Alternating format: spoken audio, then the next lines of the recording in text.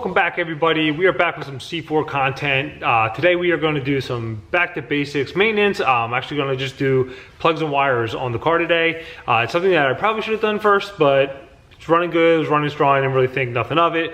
I was taking a look at them and it looks old. I don't know when they were done. There was no service records with the car when I got it. So I just figured, you know what, we should probably address that now, then later when we get a misfire or something like that. I did have a chance to drive the car over the weekend and really get out and kind of get on it. It's running really good. I mean, it's really kind of hard to tell from the beginning to the end, but it definitely does not feel the same. It was really responsive. And one thing cool I noticed was that the temperature, it only got up to like 170 degrees, which I thought was pretty good because it normally gets up to like 200, 210 if you're out there driving for a while. So that thermostat to me really kind of paid off, keeping the engine temp down like that, which is really nice. So today we're just gonna go ahead and we're gonna look at the parts like usual, and then we're gonna go ahead and put them on the car. So let's just go ahead and get started with it. All right, so here we go. So I got everything from Summit Racing. It's kind of like my go-to when I buy parts for my cars. So I went with their brand 8.5 millimeter spark plug wires. I've had a lot of good luck with their spark plug wires, a lot of their parts and stuff like that. Their brand seems to be pretty good, holds up pretty well. So I just figured I'd try these again. So I got those. And these go for like $76.99. There's probably like well over 100 different spark plug wire options, at least on their site that I saw, and they range for all over the place. So I just kind of just went boop, right in the middle, got these. I have the same brand plug wires on the 69 Corvette too, and that started to work out pretty well. And then I also went with AC Delco rapid fire spark plugs. So these are like $4.99 a piece, which is a decent price. There's cheaper ones out there, and there's also way more expensive ones as well. So for these, it's like 40 bucks for all 8 of them. So pretty fair price for some decent parts. Definitely not like the funnest bolt-on option to do, but it's definitely something that has to get done. So we're just gonna go ahead and do that now. All right, so I already removed this little access panel that's on back of the intake here. So there's just a couple screws holding that in here. So for anybody who's never done this before, it's pretty basic small block Chevy firing order. I guess I would say the easiest thing to do if you've never done this would be, this shows you the firing order on top of the distributor here. This cap actually has the numbers in it. It's 18436572 is the order, and then your number 1 spark plug is on the driver's side front, and then they are the odd numbers all on the driver's side. So it goes 1, 3, 5, 7 cylinder, and the same thing on the passenger side would be 2, 4, 6, 8. So you're pretty much matching up the number with the cylinder here. So they've been using that firing order for a while, and it's pretty common on this, so if anybody hasn't done it. Another thing too to do is just to number spark plug wires, just to give you a reference point if you have to, and even just do one at a time if you're not comfortable pulling them all off the distributor. So when you pull one, and then you can line it up and match it with the length of the other one in the new spark plug wire set, and then put that back on, and just do one at a time if you're comfortable, just so you don't mess up the firing order. But if you have to, it's relatively simple. You have this cap as a reference here. I'll zoom in so you can see the actual numbers on there. And like I said, driver side starts with 1, odd numbers. Passenger side starts with 2, even numbers all the way down there. So it's pretty simple, and it's a nice little rule of thumb to kind of memorize. So I'm just gonna go ahead and actually remove this cowl panel here, just to free up some room to get to the back of the distributor here. And there's just a bunch of little Torx screws holding that in. So I'm gonna go ahead and just start zipping those out now.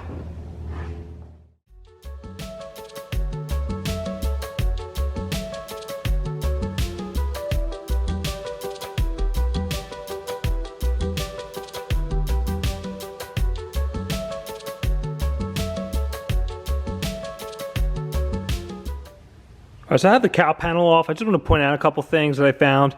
So there's a series of those Torx screws underneath here. So they're kind of tucked back on either side of the wiper motor here. There's one here, there's one here, and there's one back by the distributor here. So it's there. This is the wiper motor area. So you'll have those to look for. This on the distributor. These two on the other side of the distributor are not screw holes. There are some bolts on the firewall that they just kind of like overlap. And then you'll see over there on this side too where the screw holes are. So just keep an eye when you're getting ready to move this out of there, to just get underneath there and look really good to make sure you get all those screws. So this thing is kind of part of the cowl here, where there's almost like weather stripping in here. You can see remnants of it.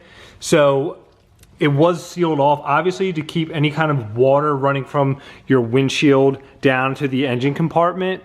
So when I put it back in, I'll probably just get a little weather stripping adhesive and go over some areas. It wasn't really kind of glued on there too tightly, but you can see there was some areas there that all this stuff will lift up because it's all unscrewed. And if you want to, just get a little adhesive or weather strip adhesive and just kind of go back over those just to seal it up really well. But that being said, that's out. And then this is for your wiper squirters here. There's a hose there. And then the same thing on the other side there. There was two hoses on there. And then there's just a little one that goes from your arm here to there.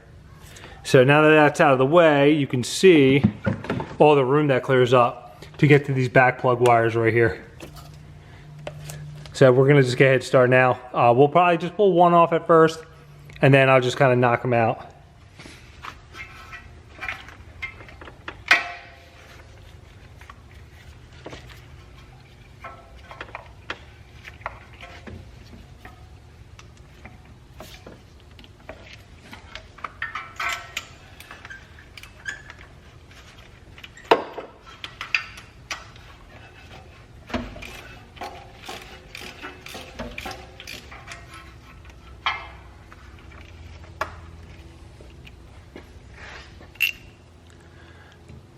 There's the first plug. It doesn't look horrible, but definitely time to get changed. Just to show you too real quick, number one that goes right here is actually routed behind, goes on this side and wrapped around. A lot of times one will come here and just wrap around this side, but the way this Corvette is, it has it wrapped around the back side and underneath, and it goes behind. There's a bracket back here that all the spark plug wires get to, just keep it out of the way. So I'm just gonna fish that out now.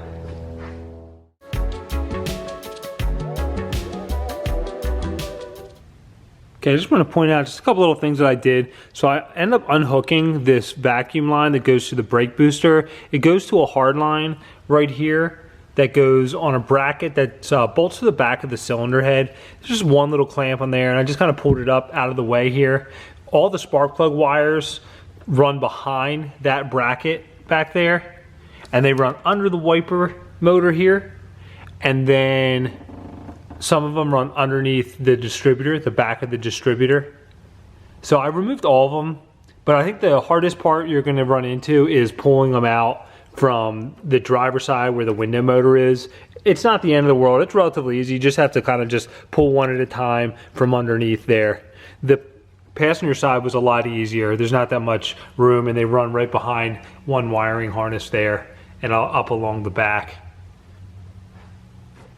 So now I have all the new plug wires laid out, and I also have all the old plug wires laid out. So I did number every single one of the plug wires on the back. Kind of hard to tell there, but I numbered them per each cylinder.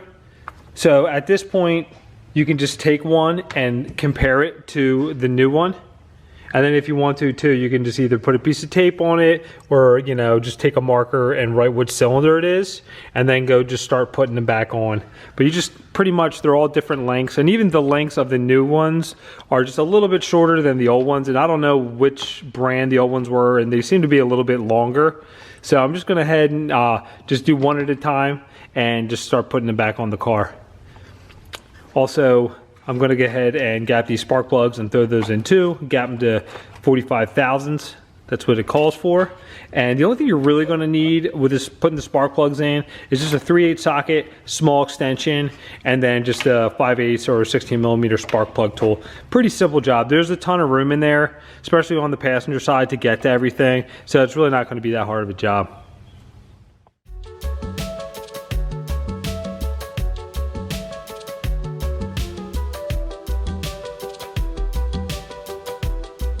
All right, so I got the plugs in. I just got done labeling each spark plug wire. As you can see, I just wrote down which number on each end of the spark plug wire, and then I just separated from odd side, driver side, and then the evens for the passenger side here.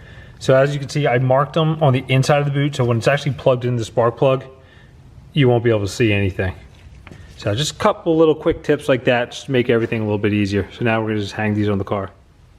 So I just put the first spark plug wire on here. I did realize that this is a little shorter than what was on the car, and I don't really remember or know how it was from the factory, but the one I took off was running underneath and on the passenger side. This one is shorter, so what I ended up doing is just putting it here and running it down underneath that bracket here, and then on this factory loom here to the first spark plug down there.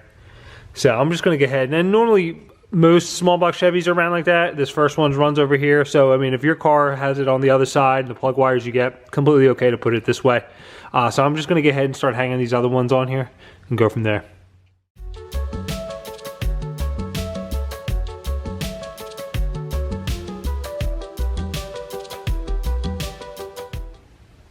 All right, now I got everything ran and tucked up in there nice behind that vacuum bracket there. There's the distributor there. And then same thing on the other side. I'm tucked up there nice.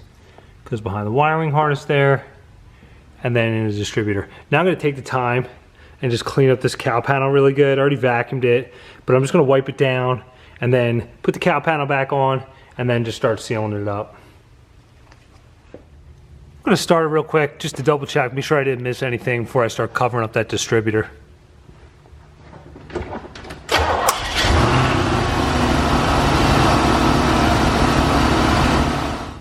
All right, so I have the cowl panel back on. Just want to point out a couple things. I ended up leaving these little grills out just so I can get to sealing this up a little bit. As you can see, there's just that little gap where there used to be the seam sealer.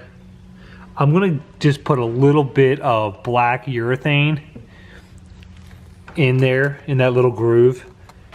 Now you just don't want to go crazy with this stuff, because if you like glue the back of it and then stick it on, you'll never get this thing off again. So I'm just gonna go ahead and just run a really thin line down here and then just kind of smooth it out with my finger, because there's a tight seal on there, but there's still a little bit of a gap. So, I mean, it's not the end of the world if you don't seal it up perfectly. This car is not really out in the weather at all, so I'm not worried about it myself, but I'm just gonna kind of do it right and seal it just to keep some debris and stuff like that out of there. So I'm just gonna head and just seal that up, and I'll take a look when I'm done. All right, I have it all sealed up and smoothed out. You can see in there, it's just a little bit. Definitely don't want to get crazy, because the urethane's pretty strong and can get this thing stuck on there. So if you ever have to change your plugs again, your wires, you'll be fighting this thing off and be breaking in like 15 pieces. So I'm just gonna let that dry, and I'm gonna put the other little mesh grills in there. All right, so that'll do it for today's video. So if you're looking for those parts specifically, I will leave the link in the description for those. For any reason you're intimidated by doing the plug wires and the spark plugs on a small block Chevy or a Corvette, don't be, it's not hard. You can see in the video I left a little description of the firing order and what bank is what. So just go ahead and just jump right in and do it if you haven't done it before. It's definitely worth doing in your car. I would do it sooner than later. As far as maintenance and stuff like that, it's definitely good to do. So if you enjoyed the video, press like, subscribe, and thanks again for watching.